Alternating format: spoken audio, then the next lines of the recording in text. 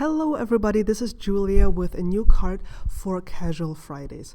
I will be using different products today, and I'm going to do some heat emboss resist, and I hope you'll like the technique. Let's take a look.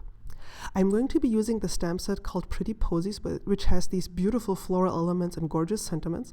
And this is some watercolor paper that I have made into a card, an A2 sized card. I'm using masking tape to create a frame and also to hold this card down onto some, I think this is like some packaging that I just cut down. And I'm using flour before I do my embossing. You could use an anti-static tool, but mine's in storage, so flour it is. Works just the same. Just a little bit messier.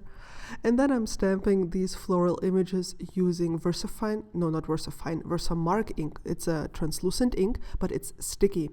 And thanks to its stickiness, it holds onto the embossing powder, which I'll be pouring on top of this. So I did this here. I'm pouring the embossing powder on top, letting this run over my card and shaking it off onto a piece of paper so I can put this back in the jar. And then I'm heat setting this with a heat gun. And I think you might see it a little bit here if you look closely. And so it's going to be white on white. You can even use clear embossing powder for this. It doesn't even matter. And then I'm wetting the entire surface with this large flat brush. And by wetting it, I'm making sure that the color will run very nicely. I'm using my Gansai watercolors. You can use whichever watercolors you have. You don't need to use a specific brand. But what I did here is I'm putting down some color, but trying not to put down too much color. And then I'm moving it around, which is quite easy thanks to the water that I've put down. And then I'm mixing it. And I know, for example, that when you mix yellow with pink, you get orange. So I made the yellow a little bit bigger because I knew once I mixed it I would get orange parts, and I wanted to have enough yellow left. And I know that when you mix teal with purple, you get like a very dark shade of purple, or teal with pink, you get a purple. So I tried to go into the direction of the rainbow here to make sure that I would end up with pleasant color blends.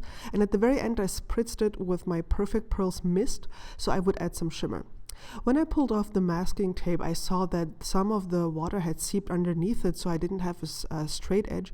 But I have to admit, I kind of liked it.